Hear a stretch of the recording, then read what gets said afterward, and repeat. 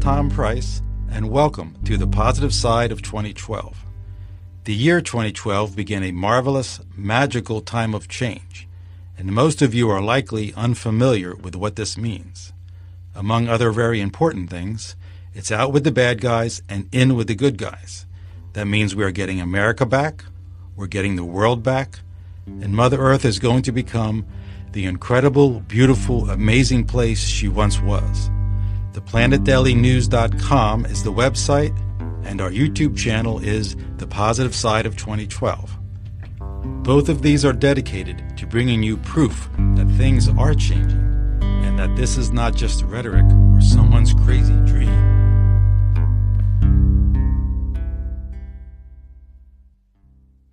Well, hello again, this is Tom. In this video, I want to continue focusing on the UFOs and the like that are helping us to reduce or eliminate nuclear radiation around the world. I am aware of at least 7, that's S-E-V-E-N, 7 such incidents. So in this video, I'm going to quickly itemize the most recent ones that you've probably already seen on this channel. I'm going to spend a little bit more time and re-review a couple of incidents that we talked about in Quartz 1010 very early on in this channel. Now, the UFOs are doing much more than just eliminating radiation, and we'll cover that in future videos. Now back to the radiation. To itemize the recent ones, in Quartz 1013, and you can search YouTube for these Quartz numbers and our videos will pop up. In Quartz 1013, we show you videos of a UFO shooting down a missile. And I'm pretty sure that there's at least 2 videos of missiles being shot down, separate incidents. Maybe more. On item 2 here, on Quartz 1013, we also cover the missile silos being shut down worldwide. UFOs flying overhead and just turning them off. And that was a clear sign to the US government and every other government around the world that they're not gonna tolerate any nuclear wars. And in Quartz 1056, that's where we talked about the UFOs neutralizing all the nuclear radiation from Fukushima in the Pacific. And we provided scientific data proving that. Well, here's a short clip from Benjamin Fulford, who lives in Japan. This was taken October 25th, 2011, so just 6 months or so after the Fukushima disaster.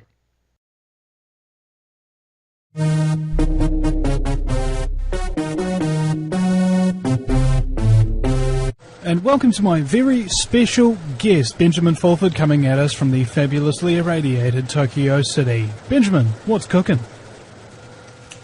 Well, first of all, let me say Tokyo is not cooking. Okay, I've had 3 different Geiger counters with 3 different people. We've checked all sorts of areas, and personally, I have not found any radiation anywhere. And I live here, and I'm not worried. Okay, so I am not scared of radiation, and nor are the people who live here. Okay, that was Benjamin talking in October of 2011. And as I told you, as the Light Alliance told me, the Galactics put a shield around Tokyo to keep the radiation out and to keep the tsunami out. So there's Benjamin testifying exactly to that effect. And finally, you have Quartz 1077, where the UFOs assisted the U.S. military in locating and destroying an Israeli sub, a Khazarian Mafia sub, that was preparing to launch a nuclear missile off the coast of North Korea, thus creating a false flag. The Galactics neutralized that radiation as well, the radiation that would have come from the one or more than one warheads. So among the videos just mentioned, there's a total of 5 different incidents where the UFOs specifically and independently dealt with radiation. And now I want to go back to Quartz 1010, the earliest video, and re-review it and pick up the last 2 pieces, because these are very different and very interesting. So here's the first one. This is Adam Tromley on the right talking to Drunvalo Melchizedek on the left. Drunvalo is one of our recommended channels, and Adam Tromley is a scientist who's very much involved in things like free energy. In fact, he's concerned about death threats on his life. Nonetheless, what happened, he lives in Colorado, and in Aspen, Colorado, on August of 2013, Fukushima rain fell. And scientists everywhere have Geiger counters keeping track of things around him. And lo and behold, he did, as well as at least one other party, if not two other parties did, in Aspen. And they all recorded the same event, that the radiation levels went through the roof and they were freaking out because their grandkids lived there, et cetera, et cetera. And the government was looking at removing 1 foot of soil over a 100 square mile area. So here is Drunvalo and Adam Tromley talking. They're both very much in the consciousness. I think they rehearsed this a million times. And so it's almost as if you're watching them on a stage do this.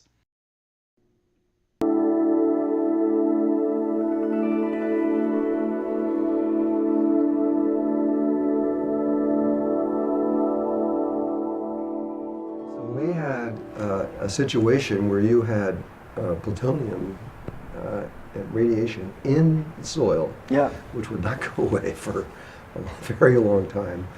And over in one night, 3.5 hours. 3.5 Or hours, 4.5 hours. it 4.5 went hours. from whatever that was recording Yeah. down to it went down very low, didn't it? Well, it went down to where we are here in Sedona, Very, which is very low. very low. This is Very- the lowest basically we measured pretty much anywhere in the world. But this was very specific. You see, it's like this doesn't happen. This is like a physical impossibility, and it set a conversation in motion with some other people, because there were some people who thought that I had some kind of secret technology that I'd come up with. Well, that- inner technology is way beyond any kind of technology. that we have right now. And Yeah, but it's who we are. Yeah, we are. And Yes. so, whether it was you or other people connected or whatever level it came from, this was a demonstration of pure consciousness. It was a demonstration of pure consciousness. You know, Absolutely no doubt about it. And this is fantastic. Okay, well, I warned you there that the conversation's a little bit different than a conversation that you and I would normally have. The full video, which has all the details of the measurements and everything else that happened, is on Drunvalo's site, drunvalo.net. So you go to Drunvalo's site. Unfortunately, you have to pay a small fee. I think it's around $7 or so to enroll in his site, and then you can watch this and many other really good videos. Nonetheless, this incident happened in August of 2013. Drunvalo was so excited. I mean, he thought it was the first sign of ascension. I don't know where he's at today on it, but in my opinion, and it is my opinion, that it's the UFOs helping us once again. And now, for the seventh and final piece, I want to introduce you to Little Grandmother. As a child in Colorado, she used to go out into the woods and literally talk to the animals. So here she is. My name is Keisha Crowther, and I come from a very, very small town in Colorado. And ever since I was a child, I was able to see energy inside of anything that was alive. Many colors vibrate through anything that is alive. And I've been able to speak to animals and hear what they have to say from a very young age. And most people think that would be really cool, but as a little kid, I knew that I was very, very different. And so this made my life very hard, not being like everyone else. And I was learning lessons from the other side. A voice would teach me very specifically things that I needed to learn so that one day I would be able to teach these things. But for a long time I just thought I was crazy. I thought I was different, and I didn't understand why I was hearing and being taught from a voice. I didn't understand why I was seeing energy or why I could hear animals. And for a long time I just thought I didn't have a place in this world. But when I turned 30, I received a phone call from the indigenous tribes of North America, and an elder told me they knew that I was being taught by the other side since a very young age. And they told me it was time for me to become the one to be called Little Grandmother and become a shaman and a wisdom teacher, and that there were others just like me. There were 11 others, wisdom keepers, who were just like me, receiving the same messages, and we had a very important role to play on planet Earth. One crystal thrown into the water with your prayer can be more effective than anything else you can do today. Give your crystals back to Mother Earth. Yes, fantastic. I saw a very nice video about you working in Japan, Yes. Fukushima, and using crystals to clean the radiation. Yes. And it also tested you tested things afterwards and the radiation was gone. We literally had scientists using some of the Fukushima water that's terribly, terribly radiated. And we had them hook up the water to computers to say how much becquerel tons of radiation was in the water. We had all the levels. And we took a random crystal, because we asked people from all over the world to send blessed crystals to Japan or to us. And you should have seen how many luggages we took, carried on full of crystals with us to Japan. We had so many crystals there, and the scientists just chose randomly one of these crystals. Could have been anybody's, with the prayer. And they put it in the water, and we Only expected... one crystal? Yeah, one crystal. Put it in the water, and we expected the radiation to start lowering. But within 2 minutes, radiation was undetectable. Ah. Gone. Undetectable in 2 minutes. Yes. We know it works, for a fact. And so Scientific proof. we've got Wow. it. We've got it. We really do. And we have been taking crystals with us. We travel the world constantly. We take crystals with us everywhere we go. Yeah. And we put it in the water, and we pass them out for people to put in the water with their own prayers. And we took crystals to every single island of Japan, from Yonaguni all the way up to Fukushima, to the top of the mountains, with the elders of Japan. And we got in that frozen water. We went to the very top of the mountain. The underwater river flows under and goes underneath Fukushima.